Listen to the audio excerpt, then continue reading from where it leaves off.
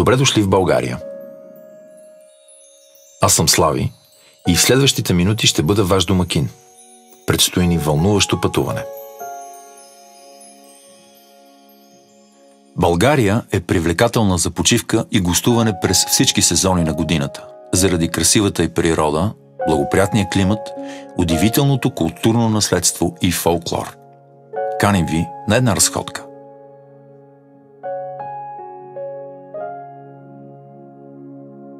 По традиция посрещаме гостите си с хляб, сол и мед. Така показваме гостоприемството си.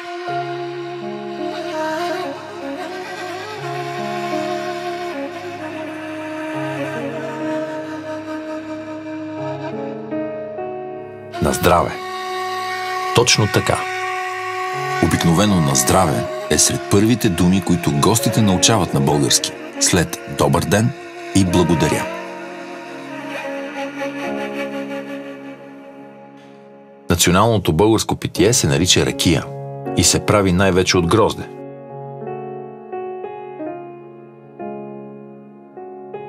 Намираме се в Несебър, на около 40 км от Бургас. Той е и сред най-старите европейски градове в България, заедно с Пловдив и София, на повече от 3000 години. Несебър привлича хиляди посетители. Толкова много спомени от древни народи са събрани в това кътче. Толкова много енергия на едно място. Траки, гърци, римляни, византийци, българи. Градът е един от 9 материални обекта в България, включени в списъка на световното наследство на ЮНЕСКО. Накъдето и да се насочите, и на север, и на юг от Несебър, по цялото крайбрежие ще се насладите на пясъчни дюни. Слезте към Маркутино, до резервата Ропотамо.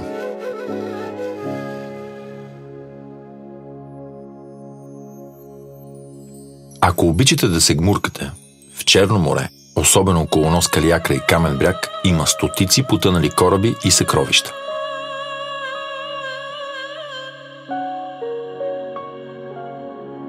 Искате да съчетаете две удоволствия – море и голф. Чудите се коя да е вашата дестинация. Само на 40 км от летище Варна има 3 големи голф комплекса.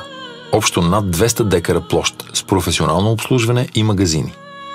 Игрищата са проектирани от голф знаменитости като Гари Плеер и Ян Уснам. Наслаждавате се на играта, а като вдигнете очи и на морската панорама. И България има своя мегалитен комплекс. Дори не един. Открити са през последните години и за това не са добили славата на своите английски и бретонски събратя. Нашият се казва Бегликташ. Камъните тук чертаят един от най-точните слънчеви календари. Поверието гласи, че който мине през този скален процеп, ще пречисти греховете си.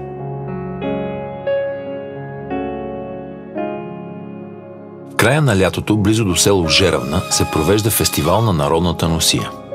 Когато се стъмни и се разпалят огньовете, ще станете свидетели на един уникален ритуал – танцуване върху огън или нестинарство. Обичаят е толкова силен и е толкова отдавна, че е запазил много от езическата традиция. Нестинарите казват, че изпадат в божествен транс и не усещат паренето на жаравата. Факт е, че истинските нестинари нямат следи по ходилата си след танца.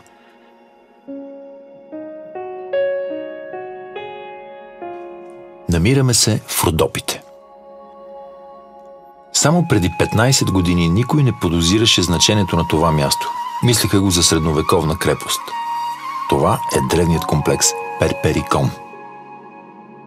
Скалите тук са били обожествени от хората още през неолита.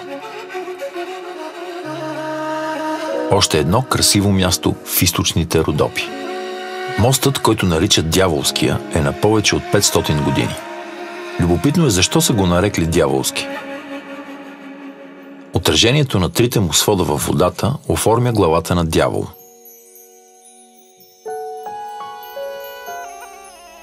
А какво са Родопите без гайдата?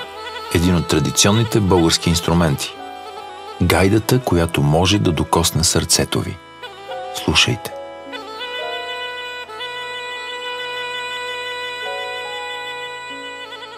Рила е най-високата планина в България и на Балканския полуостров с нейния първенец връх Мусала.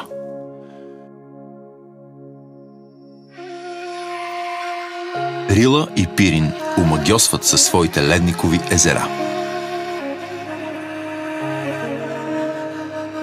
Вълнуващо е да се топиш в минерален басейн и да знаеш, че преди теб разни императорски особи са отморявали тук между няколко битки и са решавали съдбините на народите.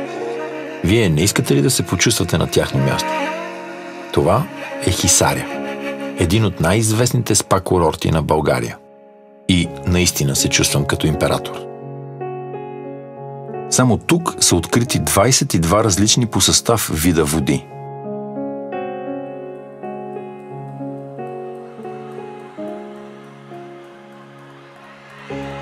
Градът е основан преди 17 столетия от римския император Диоклециан. Той си харесал мястото заради безценните минерални води. Тук процедурите и лечението с минерална вода са започнали преди векове и продължават и до днес. Убедете се сами.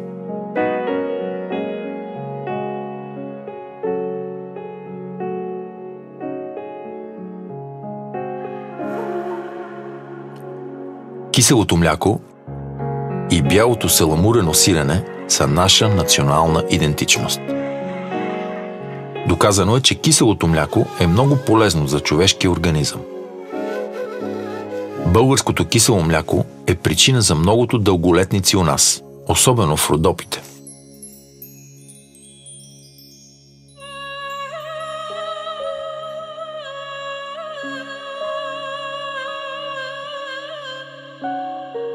В България пазим старите традиции в производството на вино още от траките.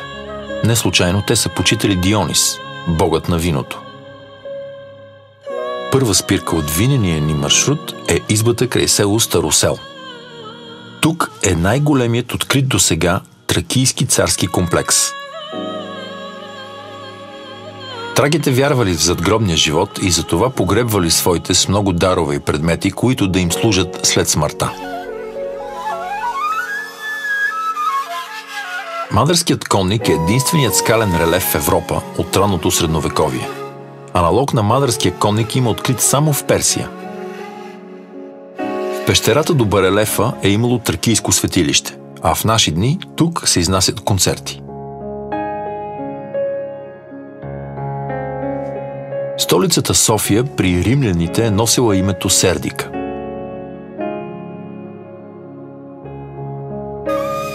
Някога градът е бил завладян не от кого да е, а от бащата на Александър Македонски – Филип Македонски. Сердика е бил любимият град на император Константин Велики, който дори обмислил да премести столицата си от Рим тук. Това е храм-паметникът Александър Невски, най-високият православен храм на Балканите. При ясно време камбаните му се чуват на 30 км. Като заговорихме за столици, да тръгнем на изток. Там са трите стари български столици. Плиска. Векът е 7. Велики Преслав. Наречена Велика, тази българска столица се прославя като културен и просветен център. Тук се превеждат книгите на новата славянска азбука, създадена от светите братя Кирил и Методий. Не е възможно да пропуснете Царевец, днешният град Велико Търново. Още като навлезете сред хълмовете, сякаш дълбани от река Янтра, ще останете очаровани от резките височини и естествено непристъпните скали.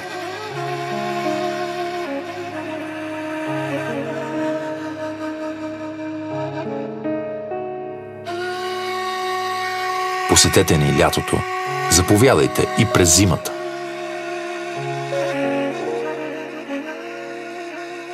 Наричат най-големите ни зимни ски курорти Банско, Пампорово и Боровец голямата тройка. Безспорно Банско е най-снежният от тях и привлекателен. Различни по трудност над 50 км писти, кабинкови и седалкови лифтове, ски и сноуборд училища, хотелски и спа комплекси, минерални басейни, за всеки го по нещо. Тук през последните години идват едни от най-големите имена в ските, за да открият лично сезона и да пробват добрите писти. След един прекрасен ден на ски, идва ред на още по-приятна вечер, в добра компания, с вкусни местни ястия и хубаво червено вино.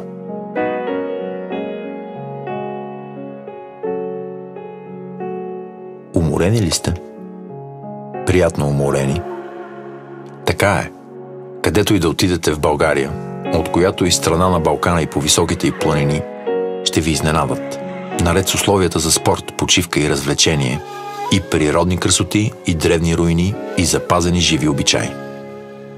На вас, нашите гости, обещаваме всички български рецепти за гостоприемство.